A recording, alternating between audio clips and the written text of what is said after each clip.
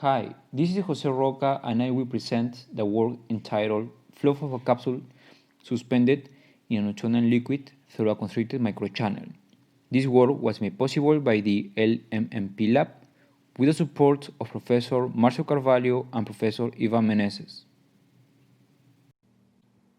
Flow of suspended capsules can be found in different applications, from red blood cells to suspension of capsules in porous media.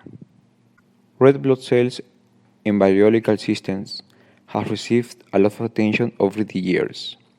We can find different numerical and experimental analyses on finding what parameters affect the flow.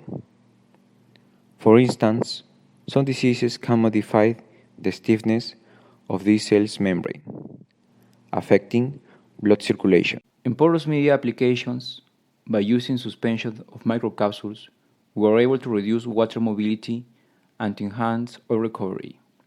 We block preferential water flow path and divert water to pores with oil. In these pictures, we can see how the capsule gets deformed in order to flow through the constriction.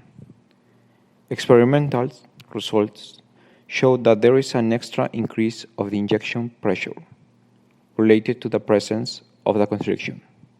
In general, suspended capsule flow is a challenging problem because we need to take into account the complex interaction between fluid and solid phases.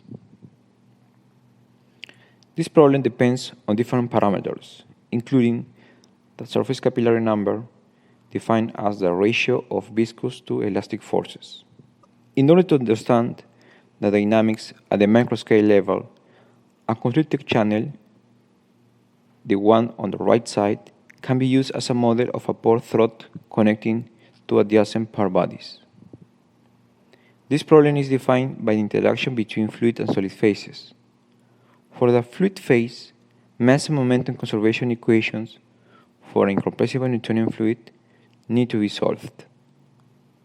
For the solid phase, on the other hand, membrane dynamics is governed by equilibrium tensions on the membrane.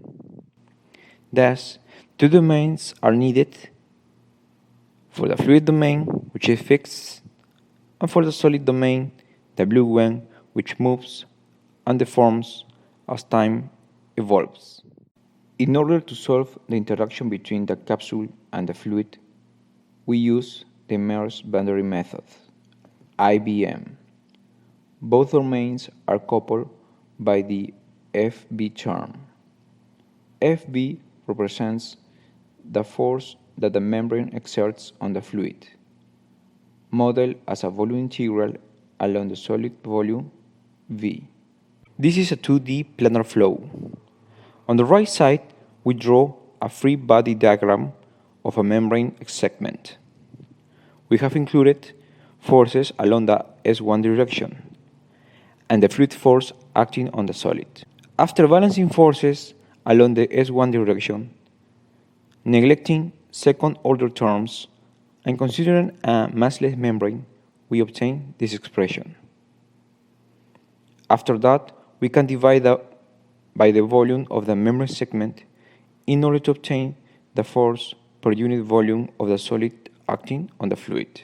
We consider that the membrane material follows Hooke's law, with E as a constant of elasticity of the material and Nu as the Poisson ratio, where bar epsilon 1 is the strain, which depends on the arc length of a given membrane segment at any time t, and the arc length of that membrane segment at an stress condition.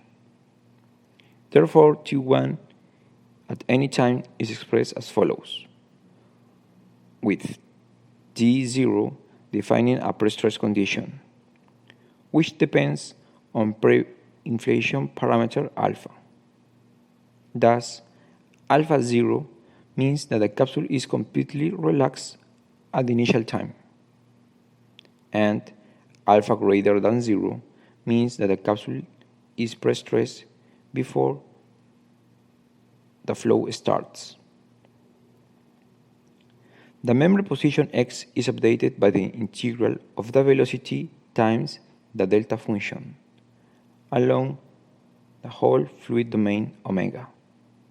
Regarding boundary and initial conditions. On the left side, at the inlet, we impose a parabolic velocity profile.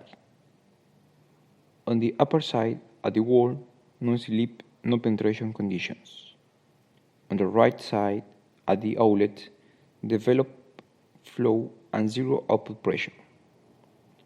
On the bottom side, at the symmetry plane, no vertical flow, zero tangential stress, and a geometric condition for the membrane. At T0, zero velocity and pressure fields are defined. The capsule position and pre-stress condition are also known. We used finite element method. Then we required the weighted residual equations for momentum and mass. The fluid domain was divided into quadrilateral elements. Velocity and pressure were approximated with a linear combination of a finite number of bases and basis coefficients. Natural boundary conditions are applied by boundary integrals. Essential boundary conditions are imposed by replacing the corresponding residual with a desired velocity value. Detailing the formulation of the residual of the FV term. Recall that FV represents the force that the membrane exerts on the fluid, modeled as a volume integral along the solid volume V. After using a property of the delta function, we obtain this equation, which tells us that by evaluating the weighting function W at the x-member position, we can compute the interaction between both domains. For the 2D constricted channel flow, we have these equations. The symmetry plane, the contribution of the first term is trivial, because the momentum conservation in the y direction is substituted by the essential boundary condition V equals 0. We finally obtain this expression that was implemented as follows. Notice how we have two grids, the grid of quadrilateral elements for the fluid domain and 1D linear segments for the membrane domain. Regarding the solution of the nonlinear problem, nonlinearities are addressed by Newton's method. And the solution of the transient problem, we use a predictor-corrector algorithm. The predictor step is forward-Euler method, and the corrector step is first-order implicit Euler method. In order to update the membrane position x, we need to integrate this equation, which requires to interpolate the velocity u at the membrane position x. Thus, an inverse mapping scheme was implemented. The inverse mapping scheme provides us of the local coordinates of the blue point for a given global coordinate. Regarding time stepping scheme, first we solve velocity and pressure fields at the time k plus 1 by keeping the membrane position xk and the membrane stress fixed. We solve the nonlinear system R by using MATLAB solver. Second, we interpolate the velocity u at the time k plus 1 by using the inverse mapping scheme that I already mentioned to evaluate the velocity at x. Third, we update the membrane position, and finally we repeat the process. Now we present some results. The constricted channel flow is governed by 4 parameters: capsule radius, constricted ratio, Reynolds number, and surface capillary number. As we can see, the capsule moves to the constriction and gets deformed in the process. Notice that at the rear region of the membrane, there is a concave shape. At the bottom side, we have 3 plots. The first plot on the left side is the velocity at the inlet. Initially, we impose a zero flow rate until we reach the steady state. The second plot is the pressure difference between inlet and outlet. Notice how pressure behaves in time.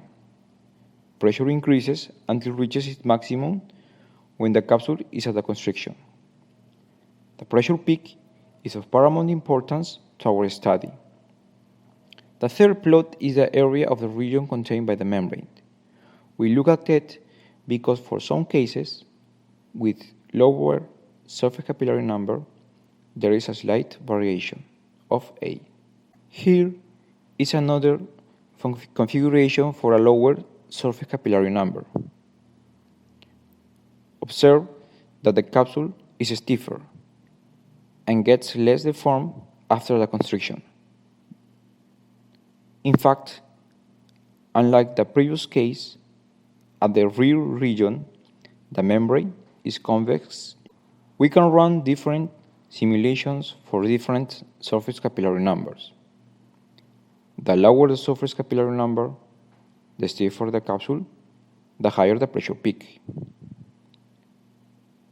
We can also test other parameters, such as capsule radius and pre-stress conditions, and find different curves.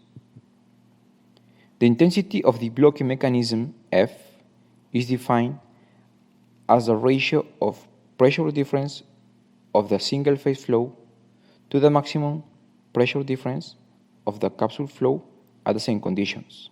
F is only effective, i.e., F is lower, if the local surface capillary number is low enough.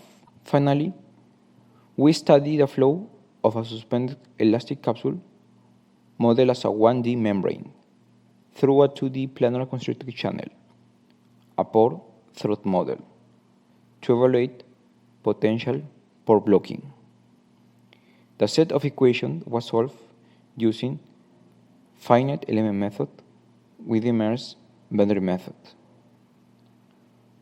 Results show the influence of the pre-inferential parameter alpha, the surface capillary number, and the dimensional radius on the blocking factor F for a given Reynolds. Thank you for your attention, and I would like to thank these institutions.